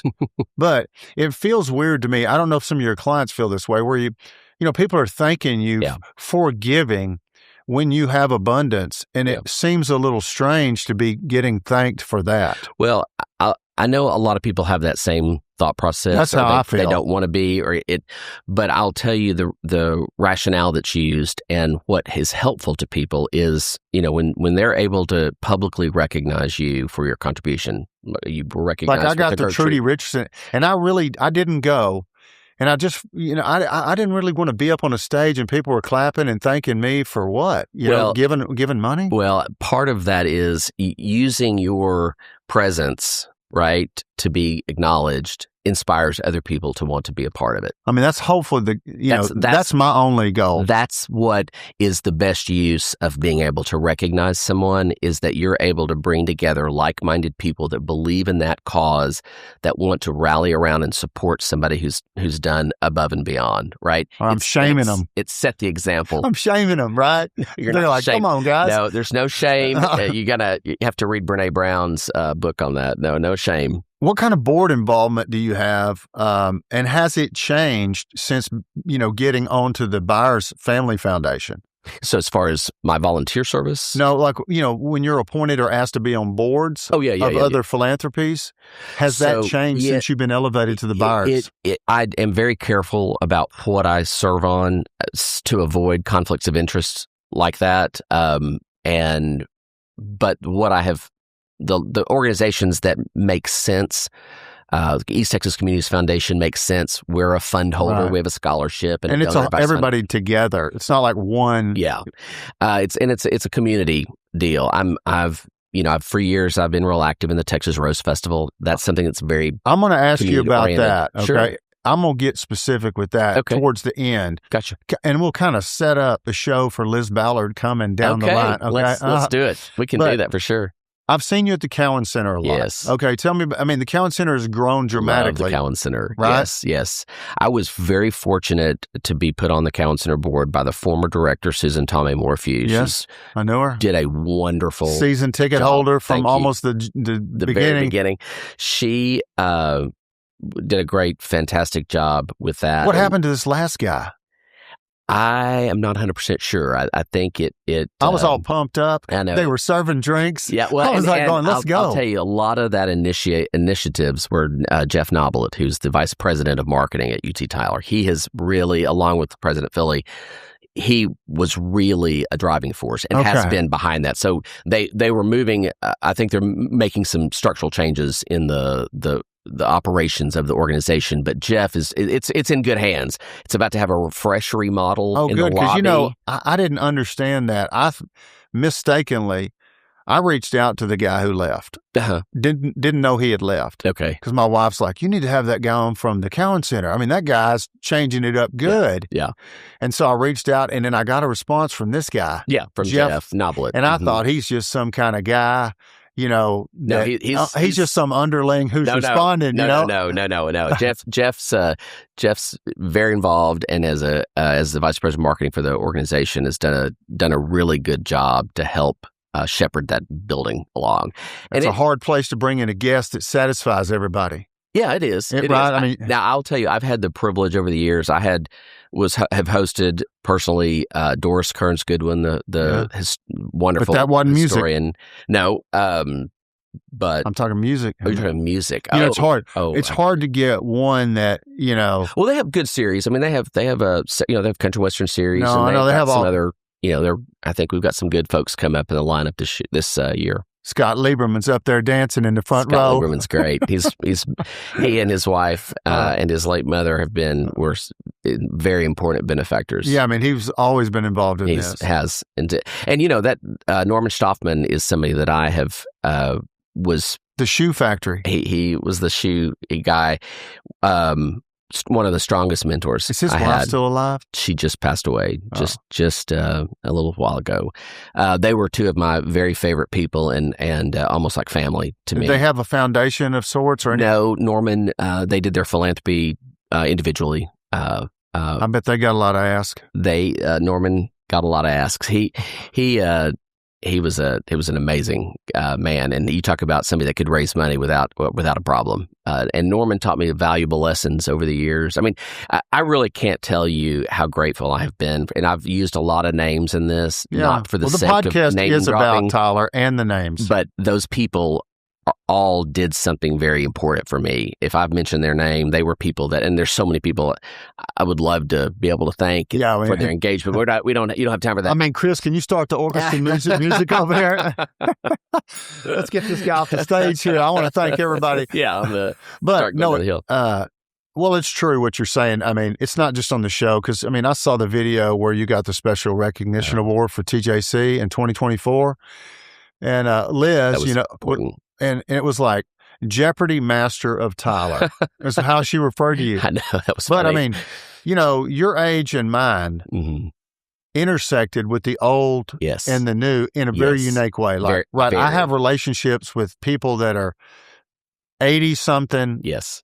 Like you, right? Yes. But you were in a different world from me. But we kind of saw Tyler Because you got here in what? You got here in the early 80s? Yeah, it was around 1979, 1980. Yeah. Okay. So I was born here. Yeah. 1967. Okay. So, we've seen a lot between, but you are a wealth of resource for who was who, what did they do, where did this come from?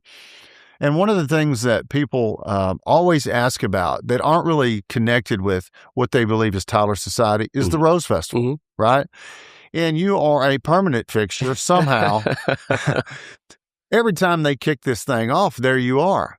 What is that job and what are you doing? So I have several roles that I've played over the years with the festival and been grateful. I'm on the Tyler Rose Museum board. Okay. Billy Hartley, who was the former founding president of the Rose Museum, asked me to serve on there. So I've been involved in the Winter Gala for a number of years. That's what I'm talking about. And for the past few years, Lonnie Uzel, who's our president of the board, has invited me to Lonnie. Lonnie just retired, didn't he? No, he just had his first day of his 45th anniversary of working for the bank. So okay, I saw that, and I he thought was holding like the kids do when they start school. I thought he was. So props to the Southside Bank social media. Yes, okay, so he's still working. He's still working, absolutely. He's doing a great job for the business development for the bank, business development officer. And I've known him a long time. I love Lonnie Uzel. He's one of the nicest people. He is. He and Kelly. Yep, great. Kelly Uzel. Fun fact: she has attended every winter gala that they've had since it started.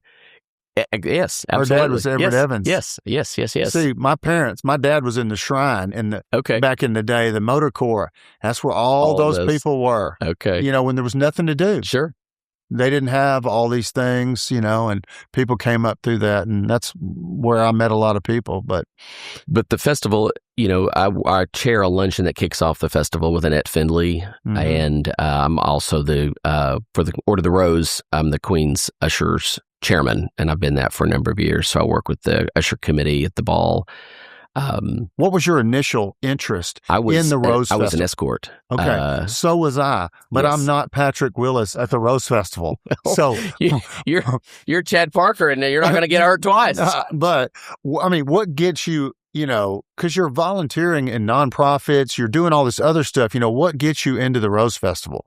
Well, involvement with it. I'll tell you, Claudia Long, who I escorted her daughter, Lee Holland now, who actually ended up being one of my youngest child's second grade teacher, which, all this stuff is so great and full circle. Tyler.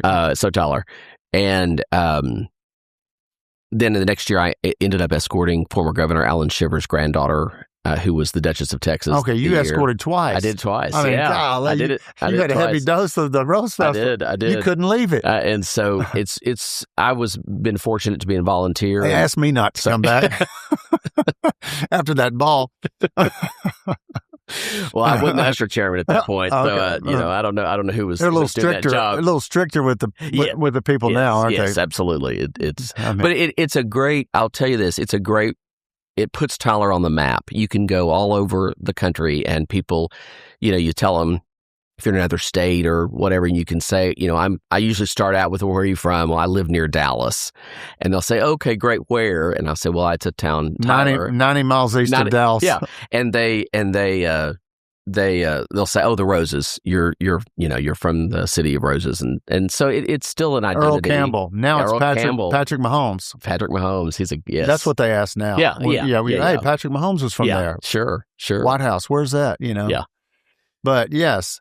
So the Rose Festival has done a lot. People, I don't know that the person who's not involved doesn't understand, how it gets funded, sure, where the money goes that it makes, if it makes, is it just a big party? What is it, Patrick? You are the ultimate festival insider. Well, that's not true. That there's a lot of other people that I know, but I said that title. Okay, there can be more than one ultimate insider. I got you. Okay. Jennifer Gaston. She was on this show. Now, Jennifer Gaston is somebody we didn't talk about, and she has done a lot for Tyler. And she was in that job. She was in that job. She has done it. She did a great job when she was in that. I'm glad she's where she is at Tyler today, because she's sure highlights so many great things. Talk about nonprofit world. She told her story about that. You don't know that yet, so you're going to have to watch that show. To watch that. I'm not going to tell you what she said. Okay, but I know what happened to her because she said it. Okay. Okay. I'll let her. We mobilized the lynch mob because, but we decided to call it off. Okay. That's good. That's good. The festival it's an economic engine, right? I think people come to town. It's maybe a $2 million. The last figure I may have heard, if that's correct, is about a $2 million economic impact for the city of Tyler. Sales tax of the goods and services that are purchased during that event from all the people that normally would not be here. Correct. Is one of the three legs that funds the city of Tyler and partially the county. Yeah, I mean it's a great identity builder. It's filled with heritage. It's filled with people who, when they started this, I tell this story at the luncheon every year.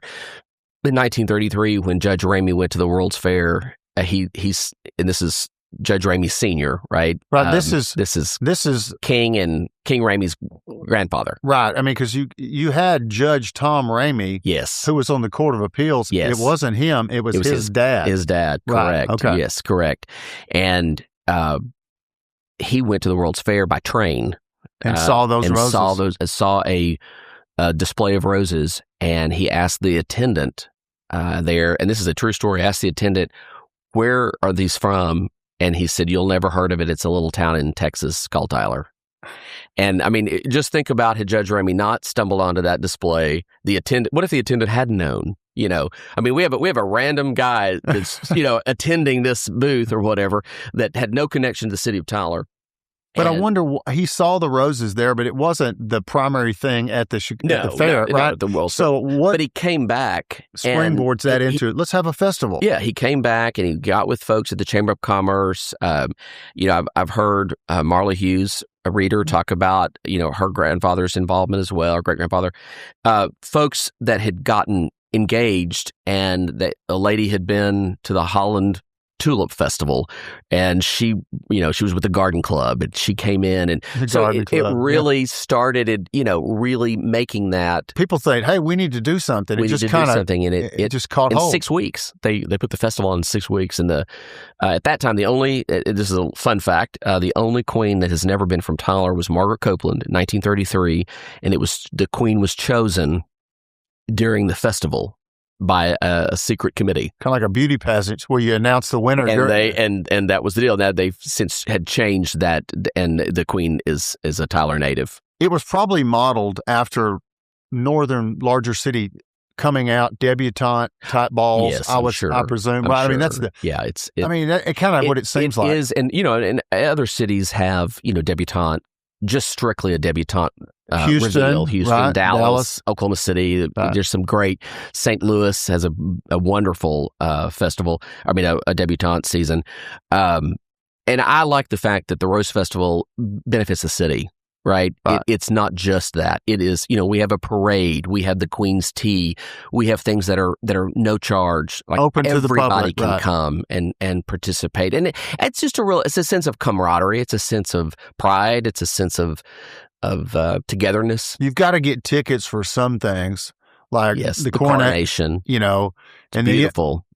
And the Jacob, the new designer, has done I say new. He's been doing it since 2020. Is that the person that makes the dresses? Yes, he's the designer, Jacob Clymer. He took Win Morton retired in 2019, and Win had done it from like 1982 for a long time. Yeah, right. So. I mean, the cost to be the queen has elevated.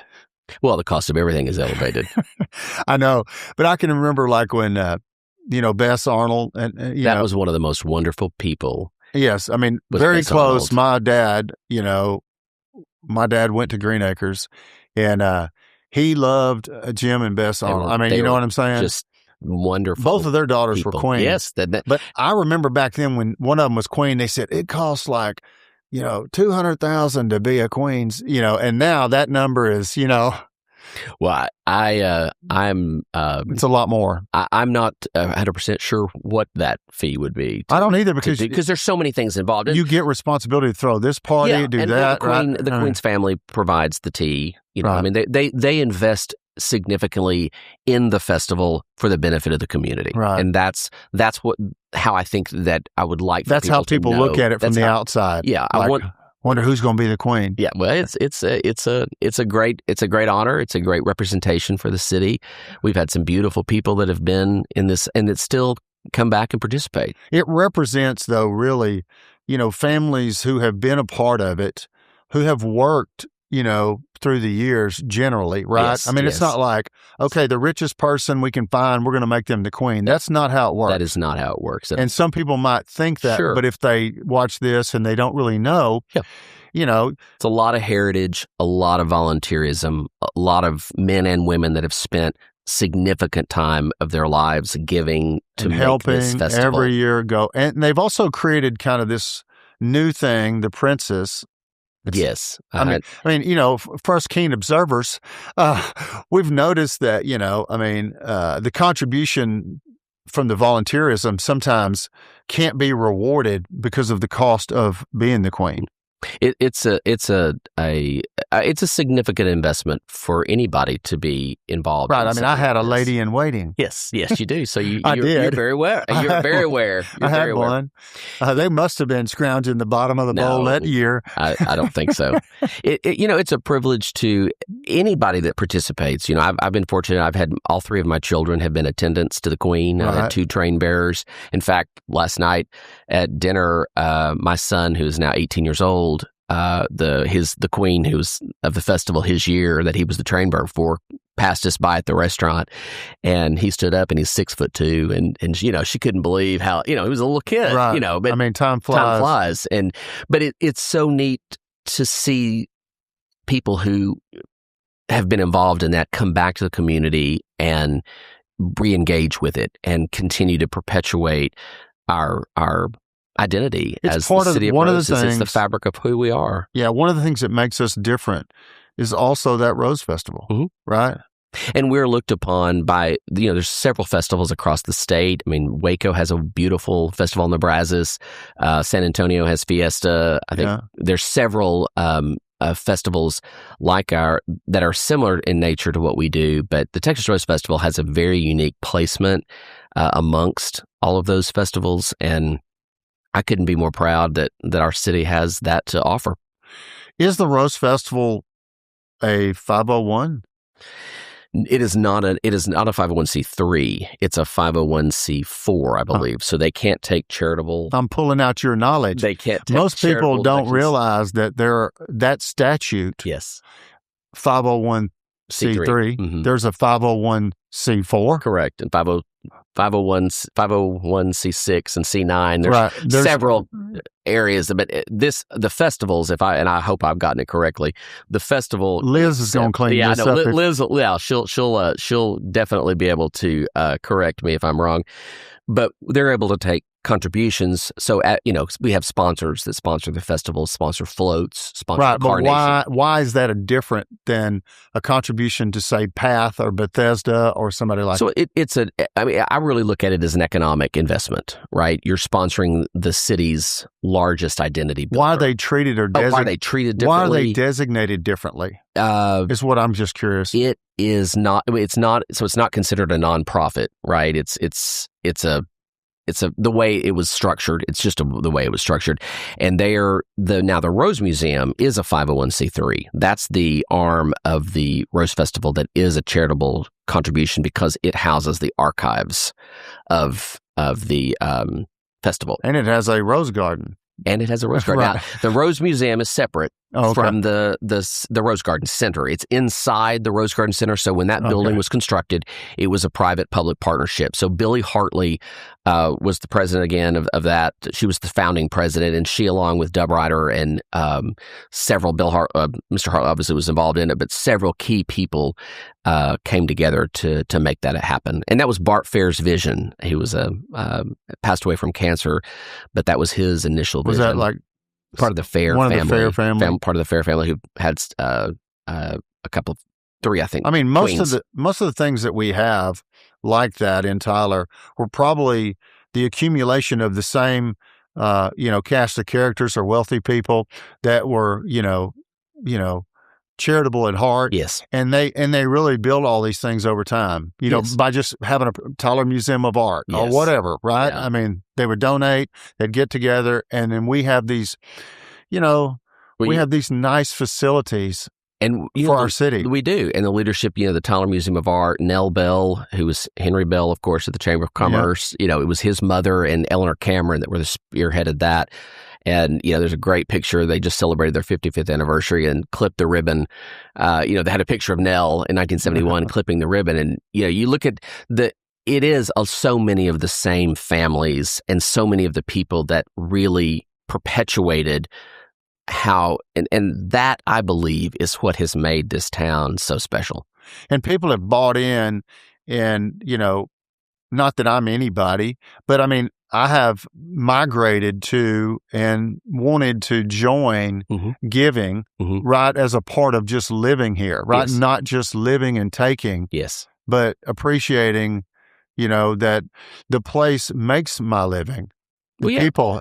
And, the old adage, to whom much is given, much is required, right? Exactly. I mean, that's right. And, there's a lot of people that could get engaged that are not yet engaged. Sure. So there's room for more. Hey, the tent is, as Jim Perkins says, we can build a bigger tent and put or add money to the vault, right? Because you've evolved, on your journey to influence, credible influence, I'd say, well, is a kind. good. That's very kind of you. Well, I mean, it's true. I mean, and it's not like you bought it or you got it yesterday. It's a 30-year, journey. Yeah, it has been. To sophistication, know-how, participation, that probably is the reason that the Byers Foundation chose you. Well, I would like to think I appreciate that. I mean, I'd like to think that's the truth. I've been very fortunate, to know Brent and to know his family and to be trusted with this position. I do consider it a huge honor. Well, I mean, I think the podcast itself is going to reveal that they made a good choice. Good. That's good for my evaluation. And they're going to see it, because, these podcasts, are longer form and they're meant to get to know the people that live around here, that make a big impact, that are interesting, meaningful, all those things. And thank you. Certainly you're one of those people, and anybody who mentions you, never has a bad word to say, always says, I like him. He helped me do this, that, or the other. So it's your reward, man. You're elevated to the foundation. And now, I guess, do people like you serve on other family foundations, or is it kind of like one of those deals where you're on one, and that's it? It can be any way that is structured. I have the opportunity. I would consider, because I still am able to operate my own consulting firm as well as well as the work I do for the Byers Family Foundation. So I would be in essence a fractional executive director, because I have room in my schedule to do others. So as I have worked in this space, I would obviously love to work with other foundations, to work with other families that are interested in learning about giving. Because you bring experience that very few, if any, have in this geography that we live in, right? I mean, there's not a whole lot of philanthropy gurus. Around here. We've got some. We got Fred Smith and we have Don Franks, and we've got some really key people that have played long term. Nancy Lamar, people that have played real You're strong. Too modest. No, but I'll say I'm grateful to have had it is a narrow niche. I mean, there's no question about it. It takes money in an area to create somebody like you. Right. Well, I mean, that typically is a driving factor. Yeah. Yes. But I mean, I'm just calling out with no negative insinuation, where philanthropy, skilled people crop up, right? I mean, you didn't just jump in overnight, like we said, but I mean, Tyler is a blessed place. Yes. East Texas is as well. Yes. It's created this. And thankfully, you got people like you that are helping manage this stuff so that maybe this money lasts longer. It goes to greater help. People learn from you, expand, and the people below it, charities, learn things that they wouldn't otherwise know. I mean, it's a multiplier as I see it. Am I right? I mean, I love what you're saying. I think it's very flattering. And Just say amen. Christian, you know, my therapist says I need to learn how to take compliments better. So I'll work on that. Well, I pride myself on a very neutral personality when it comes to this, especially like, you know, just asking questions, learning about people, and trying to ask people to be on the show, you know, that people would be interested to hear from, even if they didn't think they would when they first started the interview. Yeah. Right. Well, I'm grateful to you for being on the show and flattered that you'd have me. You know, I know you've expanded your work outside of Tyler into the Dallas area. Do you have work in other places other than Dallas? I have in the past. I've worked in other states before, but I'm right now in this landscape of what my firm is. It's myself. That's, you know, I don't have when I was a business partner. I mean, in Maryland, you are the business. Yes, I am the business. I mean, I know Laura Zorn has helped you in the past. Yes, and as there wouldn't be as good of a Patrick Willis without Laura. I can assure you that. I mean, that's true in every endeavor almost. But I know because, you know, a good friend of mine, financial advisor Mark Hagan, you know, UBS. Of course, Mark. You know, he and I went to first grade. I've known him my whole life. He's one of my best friends. I know he's, you know, you're helping them, right? His Emily's Place in Emily's Dallas. Place. Or Plano, excuse me. You know, it's a bit ironic, I guess. That's full circle on Crisis Center. Isn't it? Yeah. Right? Yeah. It's abused women. Yeah. Yeah. With a place to live. Yeah. And they're transforming lives. I mean, his program is for women who come out of the emergency shelter, and they're in his program. And they live there on the campus for extended period of time and work through the program that they've established. You know, Mark, as a non-professional, just a big-hearted guy. He is a great guy. That got involved with this. I mean, he's been doing this for, I don't know, over 24 years. Yes. This will be his 25th. Okay, so this is a guy who's, imagine, trying to be in a charity. Yeah. And trying to help in any way he can. Now he finally gets to the point they hire Patrick Willis. How do you help improve that organization by hiring a guy like you? So what he wanted to do was this organization, as you know, as you just described, Mark has been a founder. It's a founder-led organization. Right. And Mark wanted to put more parameters and structure around it so that it was less of necessarily him and more of the governance structure. Governance. Yes. I was about to say, governance. We talked about earlier. Yeah. You know, founder-led, even like family-owned companies don't have the same governance, right? So when those guys cycle out or people leave, you need structures in place. Yes, That's what you're saying. Yes, yeah. And he's not going anywhere anytime no, I know, soon by any means. He wants somebody to help. He wanted to put structure around it. We're working also on a engagement with major donor strategy and moving some of that forward as well. So we've got several projects that we're working with them on, and it's a great organization, and I love Dallas, so I love getting to go up there. It's a lot of fun. I do too. Sometimes it may be too much fun. But. No, I mean it's fun to go up to Dallas because there's more, you know, the restaurants, you know, the stuff that my wife and I enjoy. Yeah, or in abundance. Yeah, absolutely. Up there, there's a lot. Lot to do. You know, it sounds like if I had to, you know, prognosticate your future. Okay. I'm guessing that, you know, there's not as much political stuff in the future. It's very selective. And the public relations stuff is always going to stay at the bottom and be very slim. And just as a offering, but yes. The nonprofit instruction on fundraising and governance and potentially other foundation positions is probably where you will elevate? Yeah, I would like to. You know, I also work with another group, a family, Yosemite Roofing. I work with their family, the Roseberries, and help them with corporate philanthropy. So a lot of structure around where their company is giving and what that looks like. I've seen you and them in that, and it looked like to me that you were helping them donate to this one or that one?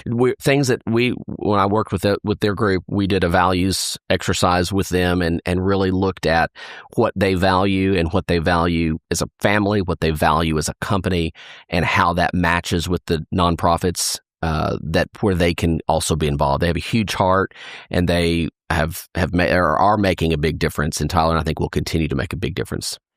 people, I don't know, because people are private about money and people Sure. don't like to brag. But when you think about, okay, if someone's listening and someone, they have a good bit of money, right? Mhm.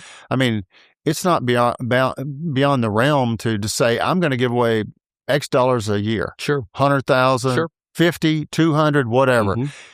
I mean, you do that for people. Yes, You help them. And strategize on ways that make a difference to them. And it really goes back to values. It's what they value and how they value it. And you vet by your Yes. expertise Yes. the philanthropies that it would even have a chance to go to. Yes. So I've been real fortunate that because I've been in this space so long, I know so many of the organizations, and I know the good ones, and I know the ones that struggle, and some that have leadership challenges, and that can be any organization. Is that the core of the struggle for the nonprofits? That is the leadership, because if the leadership's not good, the governance is not good, the fundraising's not good. Is it all really go to the leaders? It really does, and it really does matter who's in charge, right? I mean, if you think about the people that move the needle, right, we've mentioned so many in this podcast, Fundraisers. right? People that, if Kevin Eltife called you and asked you to do something, you're going to be really inclined to participate, right? Right. Because of his nature and Number what he's one, done if in he the community. called me, I'd be shocked. And I'd say, hey, Kevin, what's going on, man? I mean, what's going on? I was like, and if he says, well, Chad, I'd really like you to help me do something. Yeah. And then you'd say, well, you know what? The fact that you called, Makes a difference. the fact that, that you've done so much would definitely have me be stronger Yes. in my consideration. Sure. So when you have leadership in levels, and I know that's an example of a high level leader, right? Right. We're not all going to get that level of No. leadership on boards, but when you want people that can be thoughtful, that can understand what the content of what we've talked about in this podcast, how boards operate, how they can best be involved, that's what you look for, right? So leadership is a big, big challenge. Boards, Patrick, seem to be a big function of a lot of these charities. Like, who's on these boards? Mm-hmm. How do they get selected? When people are trying to fill a board for a charity, Mm-hmm.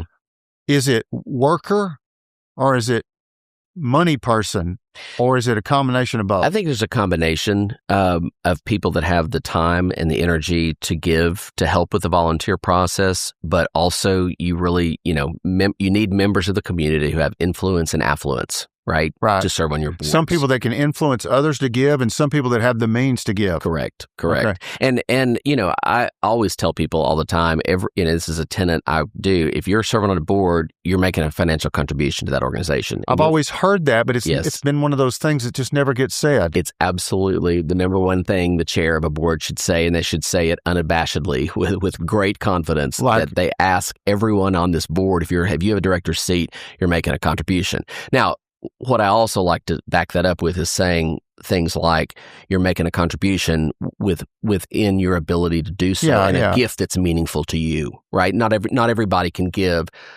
$100,000 gift or a $5,000 gift, right? But you want to be able to set an expectation. And that, again, goes back to the governance structure. If you've got the board's responsibility documents in place. People communicate that if you've got a good operation, right? Yes. You don't ask somebody who would not get the gist of what you're supposed to do in the first place. Well, no, but clear expectations are important. We're writing, for a client I'm working with, we're writing clear expectations for board member that way responsibilities. You can operate as efficiently and productively as possible, right? Yeah, it goes back to systems. Governance, To governance. Right. Yeah. I mean, so if anything, I think you can take away from audience, if you're interested in being a donor, or if you're interested in being on a board, if you're interested in any of that process, checking out how their governance structure works is really, you'll learn a lot about an organization and whether or not you want to spend your time or energy in that space.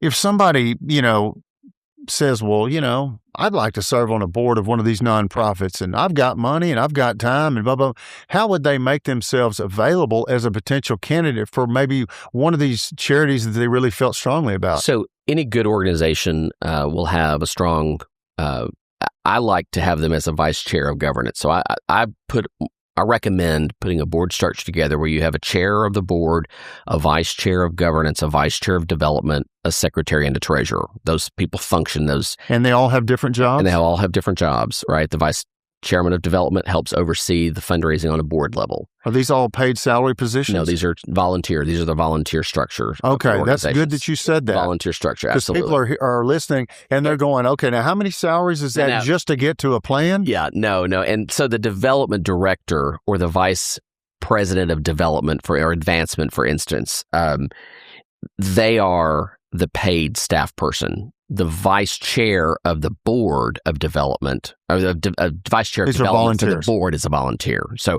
and a lot of that, and I've been in it so long, I use this word sometimes, and you're right to ask about the context. I appreciate that because it does help other people to kind of understand the lingo that sometimes there's a language in this world. Right. There's a language in all, if you're a financial advisor, sure, and you're talking to people, you're using words that most people don't quite understand what all that means. Correct. And Correct. It's true when you get in these spaces too. Oh yeah, absolutely. Basically what you're saying, so I can translate it to the common man listening, is that you've got a paid CEO essentially, or an executive director at a charity, and a good one would have multiple vice chairs of the board that would be in charge of certain elements. Governance and development are the top two. Right. If you could only have two, that would be it. And the rest of, there's a whole board of directors underneath those. So there's executive officers of the board of directors. Maybe people who had been on the board,